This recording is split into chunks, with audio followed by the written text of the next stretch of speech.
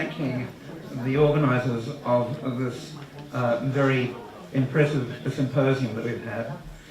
It has been excellent, and congratulations certainly go to Shalva and the others who have been involved in organising, and also those who have presented. I must confess that I had tears in my eyes as I was listening to Samra.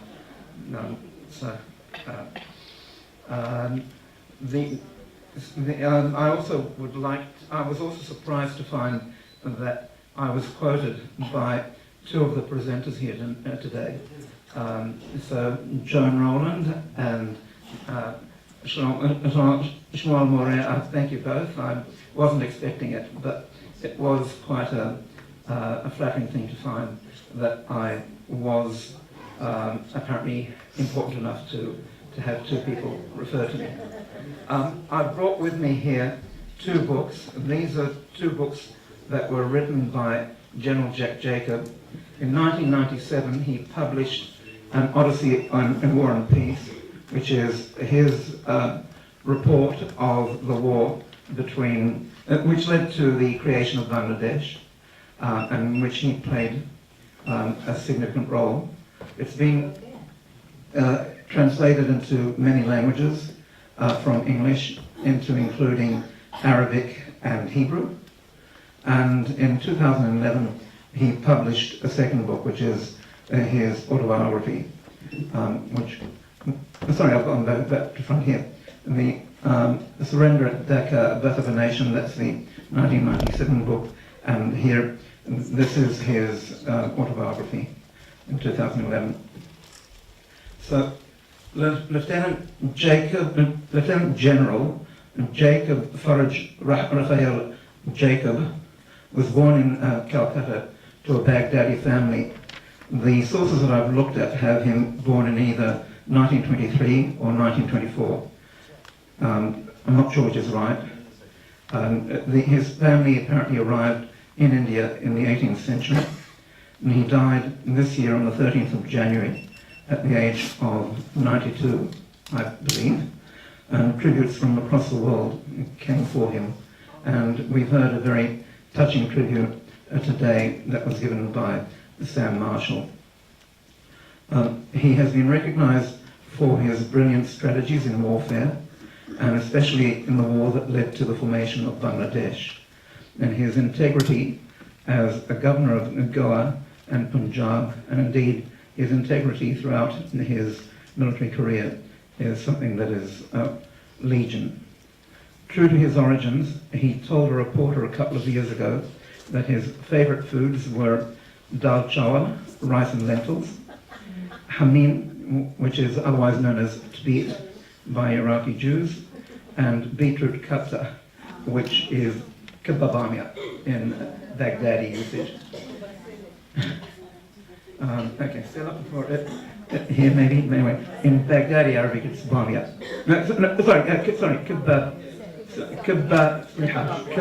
Kibba shwandal. Yeah, I've got the wrong one. Kibba shwandal. Yeah. But he said he's taught his cook to spice them up because he didn't like the blandness, as he saw it, of the original recipes. Kibba shwandal. In the latter years, he was president of the Judaheim Synagogue in Delhi. Whilst he was a proud Jew, he wasn't particularly religious, but he was very fond of Israel, and his uniform, as we've already heard, is on display at the Military Museum in Latrun. We heard earlier today about the well-to-do Jews from Calcutta and other parts of India, well-to-do Baghdadi Jews who had their children educated in British schools, and he also was one of those.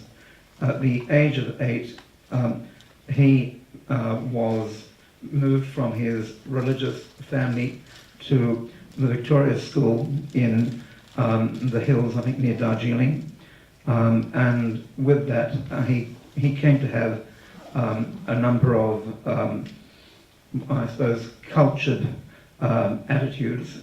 His love of poetry, love of nature in the area, love of Western music, classical music. And he also faced anti-Semitism for the first time, whereas he hadn't seen anti-Semitism in his home amongst the Indian people and his own community. Here in school, he came across anti-Semitism from some of the teachers and students in the school. In World War II, his family took in a refugee family who had come from Central Europe, and he was worked up about what he heard about what was happening in Europe. In 1941, he was around 18 years old, and he decided to enroll in the army to fight Hitler. He was his parents were not happy with him doing so at the time, but they accepted the fact that he was wanting to fight Hitler. He went into the officers' course, and he came out as a second lieutenant. During the Second World War, he saw action in Iraq, in North Africa, and then in Burma, where he was promoted to the grade of major. Sorry, I can't think of the time, the word. His first posting was in Israel. Well, yeah, right. That's right. Yeah, he was also here in Israel at the time. And after the war, he was in the Dutch East Indies, which was a posting that he didn't like. He and his battalion were required to try to win back what is now Indonesia for the Dutch. And his soldiers at the time were mainly Muslim, and they also found that an unpleasant thing to be doing, to try to give the country back to European power from the local, mainly Muslim community. He tells in his book a lesson that he learned on treating people, especially troops, when he was a lieutenant. He had underneath him a viceroy commissioned officer, Ghulam Muhammad, and he wasn't happy with the way that Ghulam Muhammad had done his job. He scolded him in front of his men, and Ghulam complained that his izzat, his honor, had been compromised. General Jack Jacobs' commander, Major Dick Peters, asked him, "Jacko, how old are you?" And he said, "Age 19. And the major then said to him, "Ghulam Muhammad has served the army for 24 years, many more years than your age." And from that, General Jack Jacob, as he was to be, came to acknowledge, to understand that it isn't appropriate to be putting down somebody in front of others, in front of the troops. He trained as a gunner in the United Kingdom and then in the United States, and then he was given the task of himself becoming a trainer.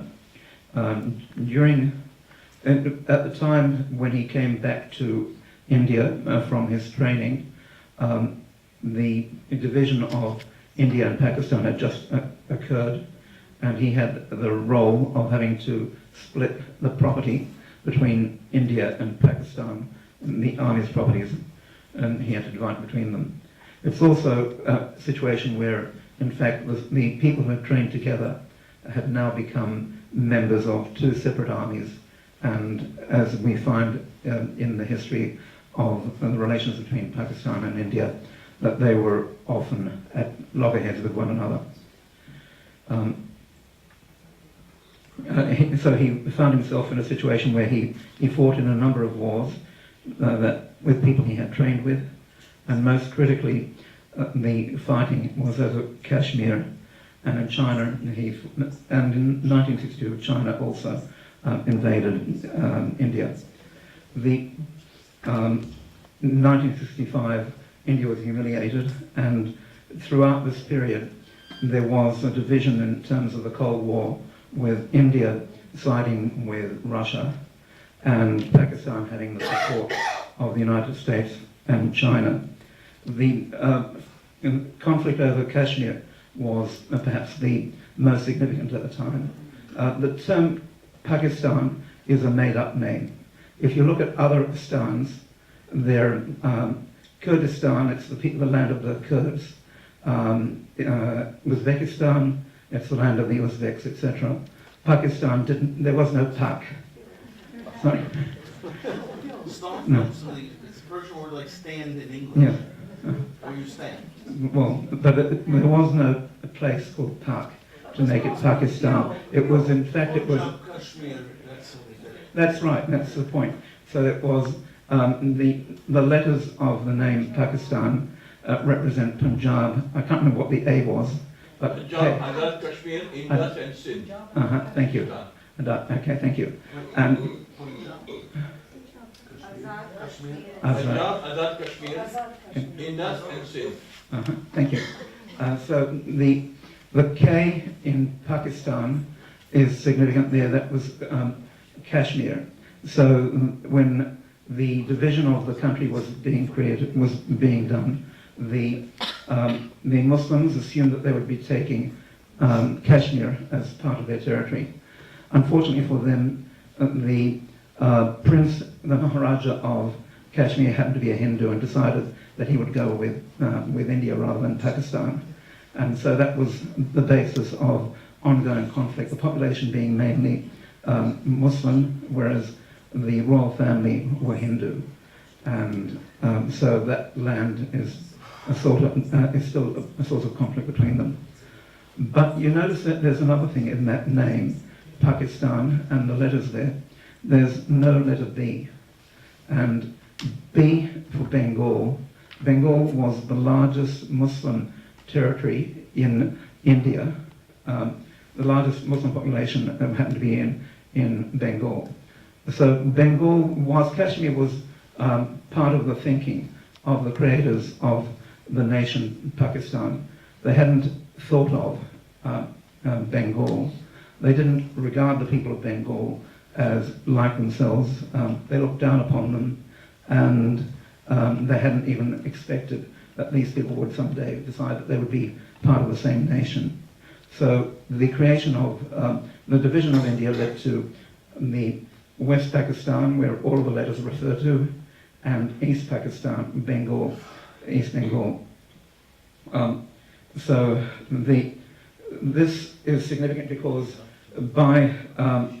there was a feeling of superiority on the part of the West Pakistanis, and in fact they kind of had become like colonial administrators over the East Pakistan, the Bengali part of Pakistan.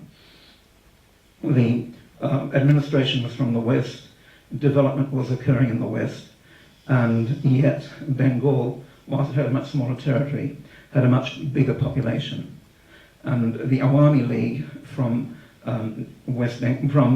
Bangladesh, from East Pakistan, they sought to have some sort of internal autonomy for their region.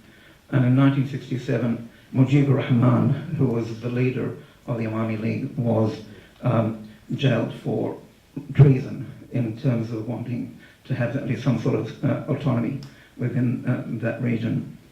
In 1970, the elections led to 160 out of 162 seats in East Pakistan going to the Awami League.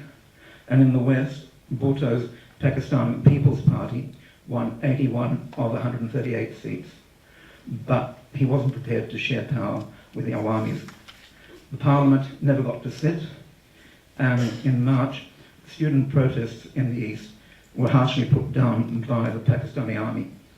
This escalated into outright opposition from East Pakistan and atrocities from the army coming from the West. And over 10 million people fled to India. Meanwhile, Jacob had been promoted to a Major General. Incidentally, Major General is actually lower than Lieutenant General, and he becomes a Lieutenant General later. And he was second in charge of the army in the Eastern Command, which is the eastern part of India. Prime Minister Indira Gandhi wanted India to intervene immediately in what was happening in East Pakistan. The fact that so many people were being slaughtered and the fact that so many people had fled across to India. Jacob responded saying that the army wasn't ready for it. They need to prepare, they need to get troops in place, they need to train the Bhakti Bahini, the Bengali guerrillas, and also the territory would be unpassable during the monsoon period.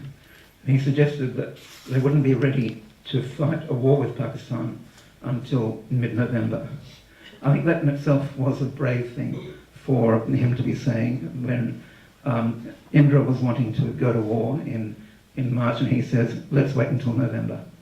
However, she accepted his advice, and he was put in charge of organising preparations for that oncoming war.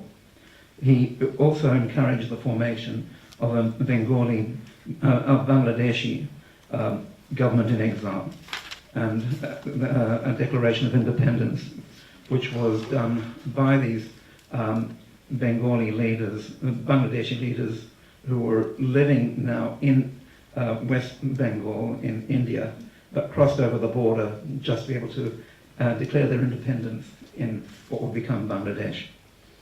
But meanwhile, the brutal suppression from the Pakistani army continued, and General Jacob devised a new tactic in terms of how to fight the war with Pakistan. The idea of most of the leaders has been that you take, you try to capture large population centres, and that was the thinking of his superiors in the army.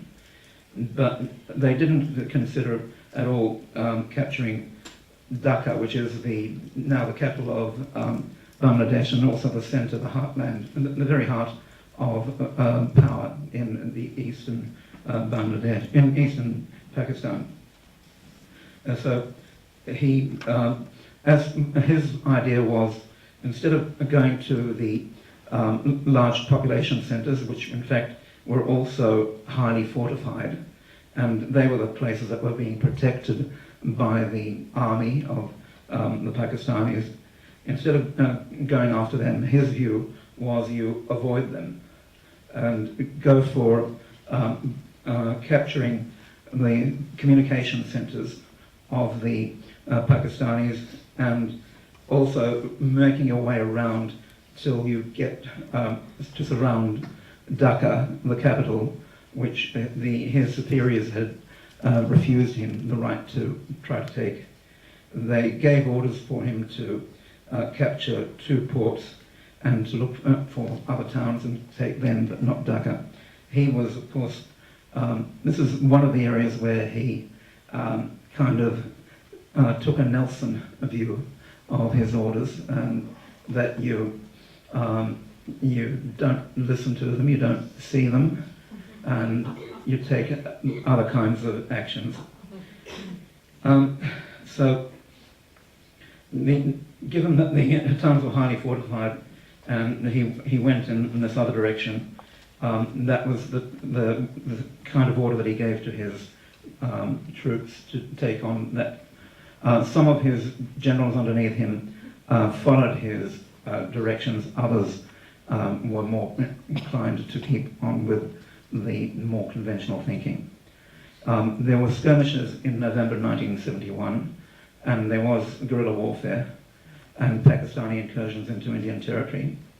But the world's press tended to support maintaining Pakistani integrity, and Jacob worked on the press to see what was happening in East Pakistan and the atrocities that were occurring there. India had planned to commence the war on the 5th of December, but Pakistan declared war on India on the 4th of December. So that was in fact lucky for India that they were able to then start the fight. A number of motions in the United Nations in the Security Council were anti-India, but they were vetoed by Russia. There were calls for ceasefires, and for the United Nations to assume administration of East Pakistan. This was not in the interests of India. In America, as I indicated, supported Pakistan rather than India. There were fears on the part of the Indians that the Chinese might invade, but according to Jacob, he was aware that the Chinese were unlikely to do that because there was a build-up of Russian forces on the border with China. So that kept the Chinese under control. Eventually, he had knocked out the Pakistani communications, and the Pakistani general, Niazi, found that his troops in Dhaka appeared to have been surrounded by the Indians. So General Niazi, who was the leader of the Pakistani army, invited Jacob to discuss implementing a ceasefire. Instead, Jacob came to him with a demand for a public surrender. Otherwise, he said that the approaching Indian troops would wipe out the Pakistanis. This was a bluff. He only had 3,400 Indian troops on the outskirts of Dhaka, whereas there were 37,000 Pakistanis within Dhaka itself, and over 90,000 altogether in eastern Pakistan at the time. Jacob gave Niazi half an hour to decide and organized a humiliating public surrender. After the war, Jacob was promoted to Lieutenant General, and he took over the Eastern Command, so the eastern half of India. His tactics had achieved world fame, and military textbooks in many countries consulted him, including both Iraq and Iran. It's interesting that Iraqi generals came, they wanted to speak to him alone, and they wouldn't tell anyone what their purpose was. But when they did meet him, they reminded him of his Iraqi, albeit Jewish, background, and they sought advice on how to protect themselves from a possible incursion from Iran. They were skeptical of his advice. He felt that there wasn't much chance of an invasion from Iran, but if there were to be one, it would be from the southern area, in the marshes, with small boats being the method of invasion. The Iraqis seemed skeptical about this, but years later, when there was the Iraq-Iran war, in fact, that's exactly what happened. So he was well enough up on the circumstances in Iraq and Iran to be able to advise them on that. Another interesting thing about General Jacob's situation is with the community of the Bnei Menashe, whom I write about. There had been a beginning of a Jewish, an interest in Judaism in Mizoram, particularly at this time, and there was an uprising in Mizoram from 1966. The people wanted their independence. They were harshly put down by the Indian Army, and the first group who called themselves Israelites happened to belong to a village called Boilon.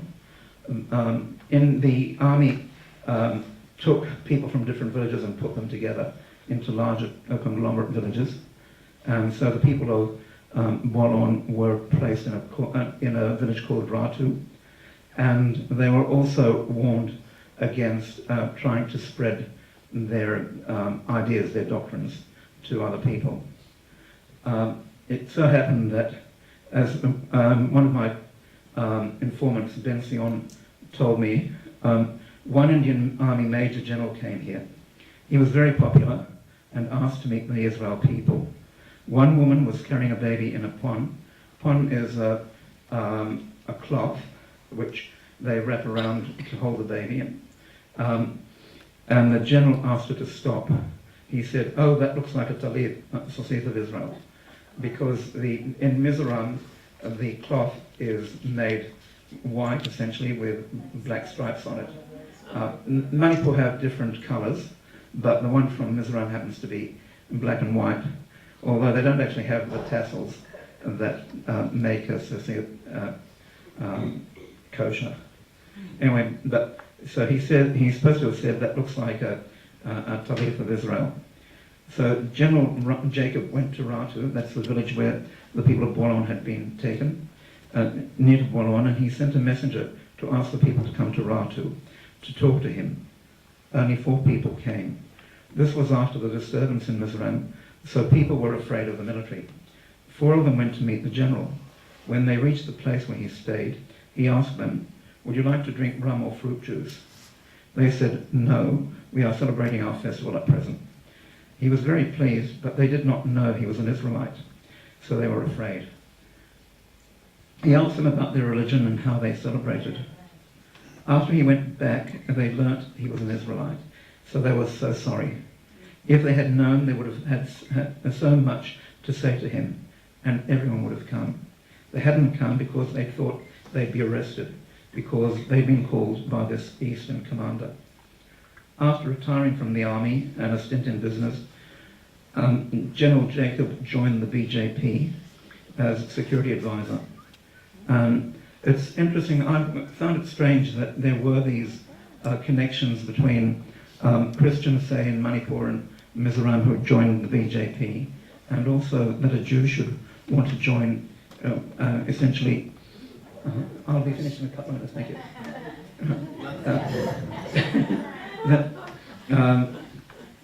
That he should be wanting to join a Hindu nationalist organisation, but in effect, it really, I suppose it makes sense in the end, because he was security advisor to the BJP, and he played a prominent role in urging closer ties to Israel, and also was instrumental in promoting the sale of Israeli weapons to India. In fact, in one of the wars, the Indian side had run out of ammunition. He then went off to get supplies brought in from Israel, so that the war could continue in that way. As we've also heard already, he was appointed subsequently as the governor of Goa and then of Punjab. However, along the way in his active life, he was often a person who made enemies. He was direct. He was prepared to tell people no when he didn't agree with them, and his bluntness, his refusal to participate in corrupt practices disappointed both politicians and people of prominence. When he was the governor of Goa, this also came out then as well.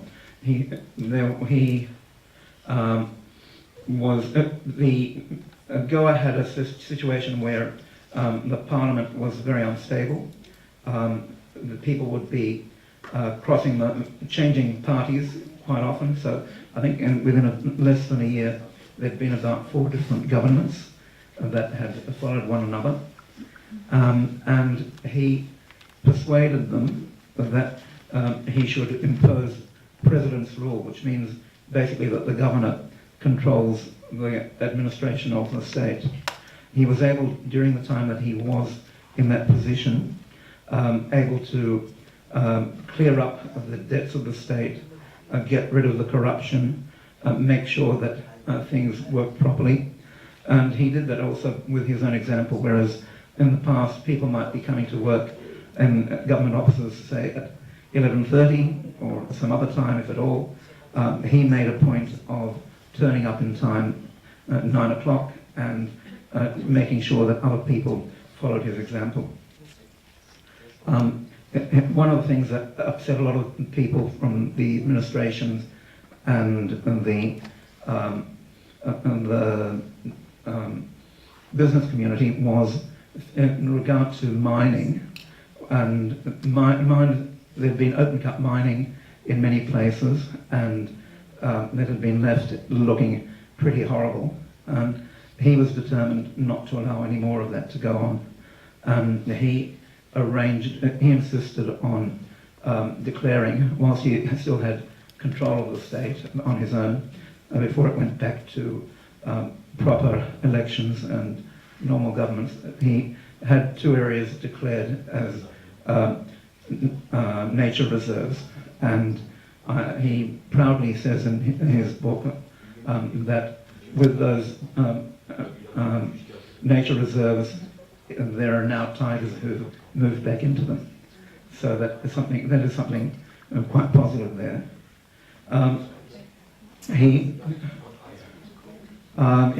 When it was time for him to leave his role as